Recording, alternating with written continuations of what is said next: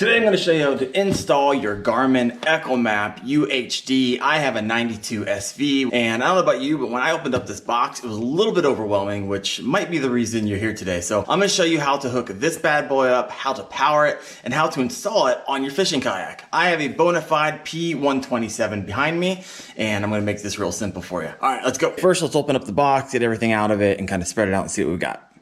And there it is, all kinds of stuff, a lot of which you need and a lot of which you don't need. Now there's a couple things here you see that you won't find in your box, and one of those is this right here. It's my Aqua Pro battery kit. This is how we're going to power the Garmin Echomap, and so we'll get to that in a little bit and how to set this up. And the second thing over here is the Kayak Fish Finder mount lock and load system. This is the large, which you're going to need for your 92 SV, and you're going to have to purchase these separately. I believe this is $50, but man, these things are built tough, and I don't trust my very expensive electronics to anything not Kayak made. I'll throw the link to these things in description below. First, we're gonna start with some layups, start putting some of this stuff together so it don't seem so overwhelming. First, we're gonna take the Garmin base and we're going to mount it to the Kayak holder, and it comes with the screws, which is really nice. All right, next you need to find this little bag full of these Allen hex nuts and bolts. Put those to the side. You're gonna need a 1/8 Allen hex wrench. We're gonna be using for the 92 SV, this one, this one, this one, and this one. And the beauty of these, they're not nylon coated, and they just kind of sit in there, just like that. In fact, you can probably stick them all in there, because they fit nice and snug. And those are gonna be the ones that we are using. If you have a smaller unit, you might be using the inside ones here. It all depends on the base of your particular unit. In order to get to these, you're gonna have to take this mount off. In the box it came on, so basically just untighten these. You don't need to take them all the way off. Just a little bit, and that should pop right out. Now you can get your hex key in there and tighten these up. And there you go, all four. That's what it should look like. On the bottom side, kind of see how much. Don't over tighten these. This is plastic. If you over tighten it, it will crack it, and we do not want that. Now reinstall these back together and tighten them up. Go ahead and set this to the side. We'll come back to it in just a moment. At layup number 2, we're gonna find our transducer, which is this guy. This is the GT56. If you have a little shorter one, it's gonna be the GT54. And the really only difference between those two is that the GT56, this guy gives 3 frequencies on the down imaging and side imaging, and has more power at 500 watts versus the GT54 at 350 watts. And really what it's gonna do is just give a better image quality. And so you're gonna find that, and find this bag here, and we're gonna open this up and we're gonna connect this together. So when you open up this bag, you're gonna find this. This is going to go onto your transducer like that. It's gonna connect to here, and this is going to attach to however you're gonna attach it to your kayak. I'm using a transducer puck, which I'll show you in a little bit. There's a variety of other options you can use as well. This little bag is gonna be what connects this part to this part. This is gonna be what connects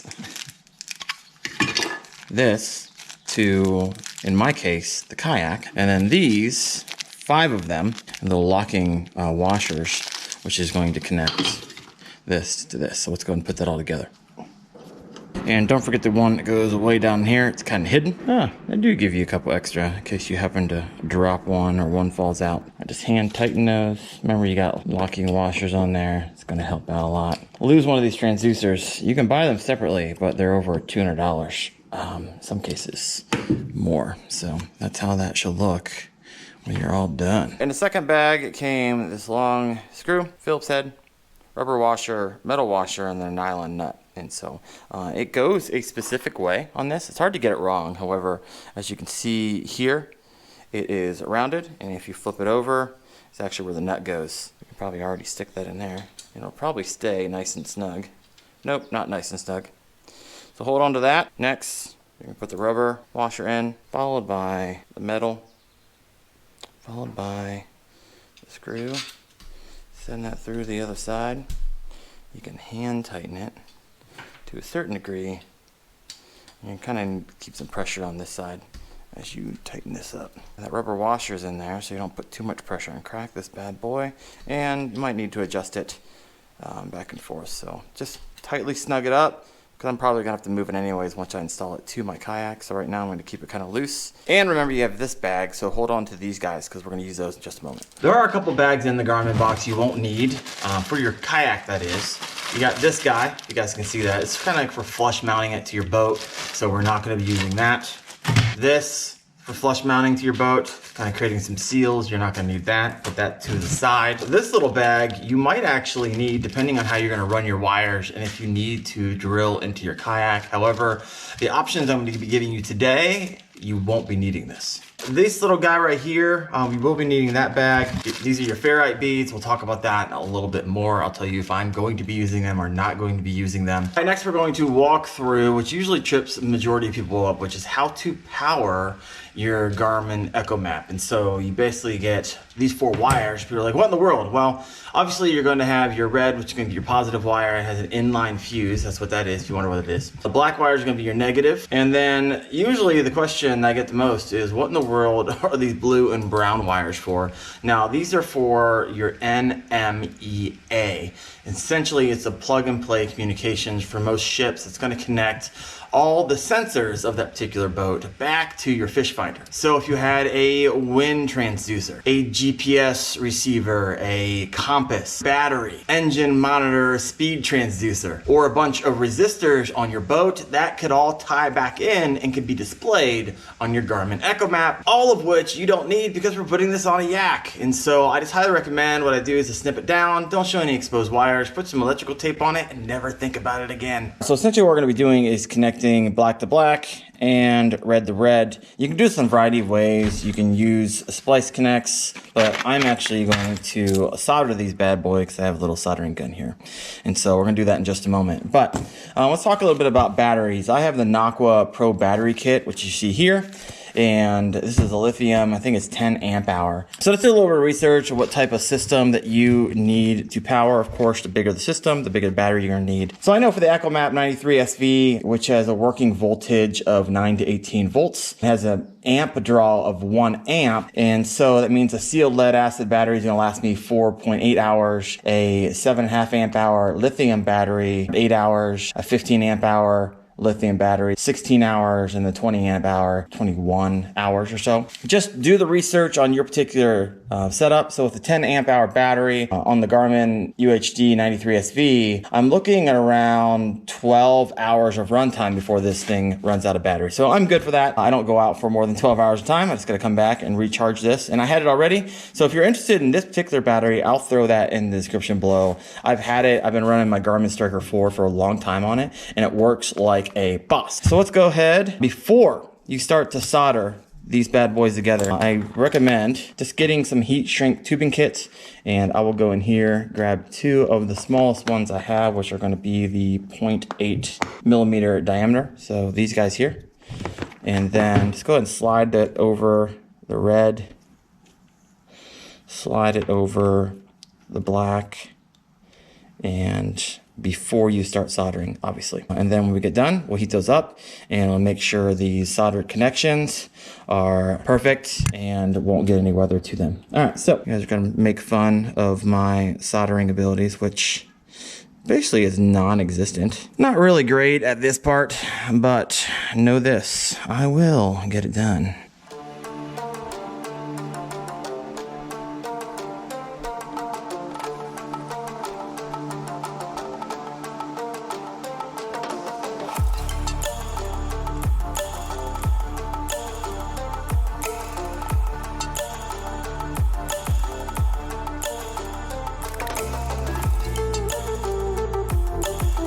There you go. Now, before you slide these over and apply a heat gun to it, let's make sure our connection actually works before we finish this up. To test the power out, first talk about your base. You're gonna have to plug this off, and this is where you're gonna plug your face unit to, this guy. So we'll go and attach that. It's pretty simple.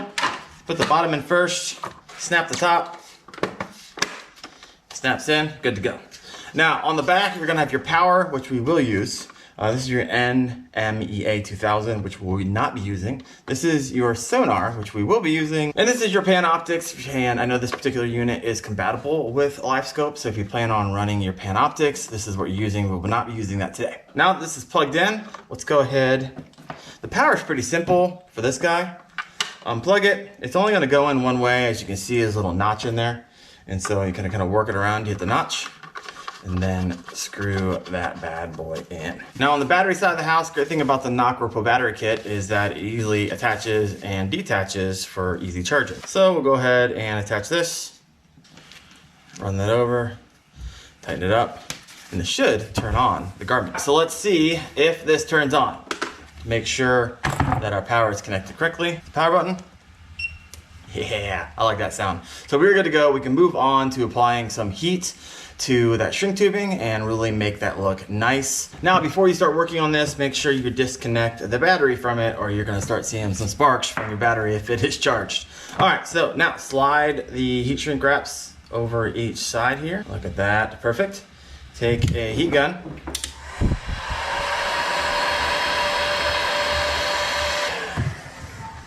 And there we have it, folks. Nice connection there. Let that cool off a bit. And we are good to go. Still need to zip those off, put some tape on it. Do not tape them together, tape them separately. All right, guys, I'm gonna remove the old one, which is using ram mounts, which is another option, but I just like the Yak effect better. So remove that. And if you've never seen the lock and load before, these things are awesome. That's how I'm connecting my Omega Pros, or the rod holders over here, lock and loads, and then also my boom mount. But essentially, you just tighten these up a little bit, slide it on, tighten it up. And once it's tightened and in position, you're gonna make sure, yeah, I made a mistake there. These little knobs here go inside of the track mount. So make sure those are in there so it won't move on you. Tighten it up. And then with the lock and load, basically stick it in and click it and it won't come out. Like that. And when you want to take it out, just click it open and it pops out. And it has a bunch of directions you can put it, which is pretty sweet. And so, being that I'm sitting over there, that seems good to me. And it will not come out. All right, now that this is in here, let's go ahead and run the wires down to the transducer, which it's kind of unique for this particular kayak, but I'll show you some options here in just a second. As you guys can see here, here's my Garmin Striker 4 transducer. That thing is tiny in comparison to what I'm putting on it. So I gotta get a Phillips head screwdriver in there and remove this so we can put the new one on. All right, as you can see, you just remove the puck here. I'm gonna go over to my workbench. Make it a whole lot easier to work on here and then reinstall it to the kayak. And now that I have the transducer puck off my kayak, and hang on, because if you don't have one of these, I'm gonna show you two other ways as well. But really quick, I line those up, drill the holes, and the screws that I referenced earlier in the video will go in there. But don't tighten these up yet, because once you get this transducer, if you have a bona fide P127, as you can see right here, you're not going to be able to get the screws that attach to the kayak in, because they'll get caught on the lip of this. So it was easier to work on my workbench to get that done. So we'll go ahead and reinstall this, and then we'll put this on it and it'll go on nice and smooth because we already have these pre-drilled. All right, guys, see, I got this installed. It's nice and flush, perfect. If I were to drop my kayak on the ground here, this would not hit the bottom. This is the old one. So I gotta pull the wire out of this one and take this wire and run it up through the center. There's a hole right here, and I'll show you when I get to the top. As you can see here, transducer cable, just gotta run that all the way up. Has a little plug stop, put that in there, clamp down. All right, let's say you don't have a transducer mount on the bottom of your fishing kayak. Not a problem, there's a couple solutions for you, both by Yak Attack. First one I actually don't even own, it's called the cell block, and I'll show a photo of it. Essentially, it'll kind of all-in-one, attaches to the track mount of your fishing kayak, have your battery there, and everything's just in one giant, it's pretty big, cell block that will hold your fish finder and your battery and wires and all that stuff. But if you don't want that giant cell block on the side of fishing kayak, then the switchblade, this guy right here, might be perfect for you. And so essentially what this is going to do is attach to your track mount, and this is going to be what you run the transducer, and you can kind of put it up out of the water if you're getting shallow or going through lily pads or weeds. If you don't want to get caught up, when you're ready to start tracking and using it, kind of slide it down. It also slides back. It's another way to kind of put it. So if you're looking for an option to run your transducer off the side of your kayak, the Yak Attack switchblade may be perfect for you, and I will throw both those links in the description below. All right, guys, a little nuance to connecting this. So the power we already talked about, that one's simple. tighten it up and you're good to go. It's the Sonar. Whoever created this at Garmin, you should freaking be fired, because this is stupid, right? Okay, that was easy, but why not have a twist on like you did your power? Instead, one second. Instead, they give you this afterthought of a piece, which I'll show you how it works, however it's done. All right, this is what you get in that little baggie.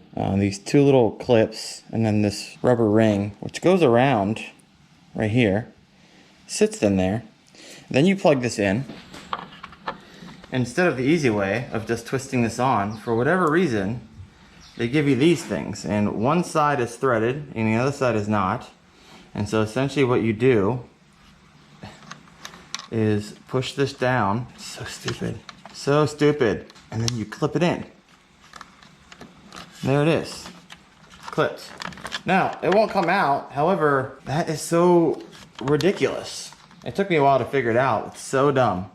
So Garmin, do better next time. Just make it just like all the other connections, which is super intuitive, not this piece of crap that you seem to be an afterthought. As you may notice, I did not use these ferrite beads. And if you don't know what they are, the ferrite beads is essentially a type of choke that suppresses high frequency electrical noise in electrical circuits. So what I'm gonna do is try them without it. And if I happen to get any issues, I can always put them on at a later time. And if you love kayak fishing, guys, I have a live show / podcast called Kayak Fishing Obsessed, the KFO show, every Tuesday night at 8:30 p.m. Love for you to join in. And if you can't show up live, check me out at the podcast, wherever you stream. Hit that sub for more videos on the Garmin UHD 92SV. I'm gonna be doing a lot of tutorial videos on it. And if you were curious about my setup for my Bonafide P127, you can check that video out right there.